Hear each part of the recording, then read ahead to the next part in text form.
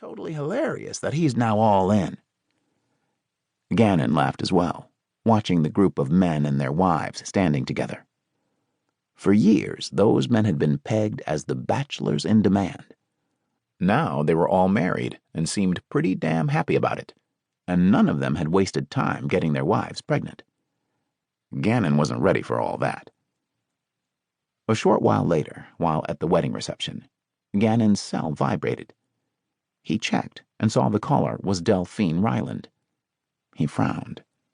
How did he know that name? Why was she listed in his phone contacts? Was she a past bed partner? Although he tried remembering names, he couldn't always do so. Unlike his brothers in their man-whoring days, Gannon didn't have a special phone just for women. If he preferred not talking to one, he just didn't answer. "When is your interview with Simply Irresistible, Gannon?" He glanced over at his sister-in-law, Nikki, who was married to his brother, Jonas. The two had announced last week they were expecting a baby. Gannon's brother Tyson and his wife Hunter had announced the same thing a few weeks ago. Gannon figured those announcements were another reason his mother was beaming with pride. She'd seen 5 out of 6 of her sons married, and by this time next year she would have more grandkids to spoil. Hopefully she would give Mercury and Sloane time to settle into their marriage before waving baby booties in front of them. "I believe it's this coming week," he said. In all honesty, with the excitement of the wedding and all his family and friends arriving in town, he'd completely forgotten about the interview.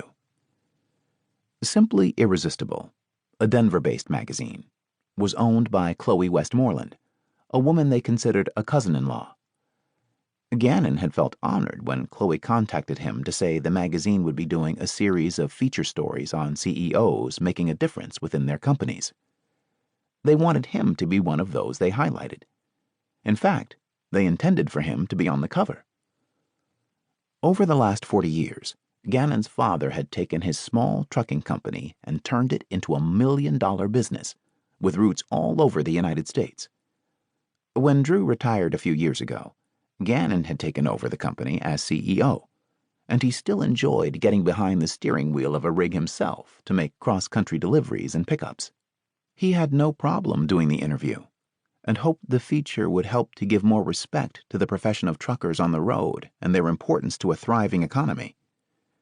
He figured most people didn't think about how much businesses depended on the trucking industry to deliver their products to consumers. "When I talked to Chloe last month, she mentioned that Delphine Ryland would be doing the interview with you," Nikki said, breaking into his thoughts. Delphine Ryland.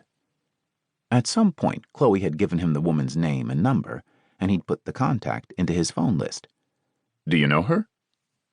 "Delphine? Yes, I know her." Gannon shouldn't have been surprised, since he knew of Nikki and Chloe's past working relationship and current friendship. Before Nikki's marriage to Jonas, she had freelanced as a photographer for Simply Irresistible on occasion.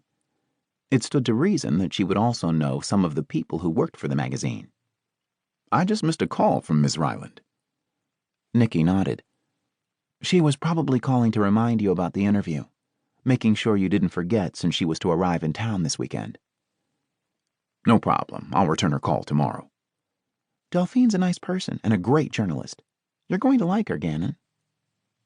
He decided not to say anything to that, because he was a man who liked all women, and he figured his feelings for Delphine Ryland would be no different.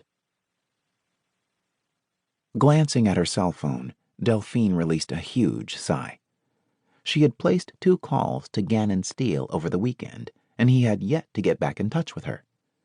It was important that she do a good job on this project, and Gannon Steele was the last CEO to interview. So far, she'd done interviews with Ron Paulus, the pizza CEO who often dropped into his stores to make deliveries, Jack Zelli, the owner of a huge manufacturing company who had no problem rolling up his sleeves to help get orders out of his warehouse, and Nathan Beam, who owned a slew of restaurants and often worked as a waiter. All those CEOs had something in common. They believed connecting with their employees was empowering, and that the best leadership style was to not ask their employees to do anything that they themselves wouldn't do. From her research, she knew Gannon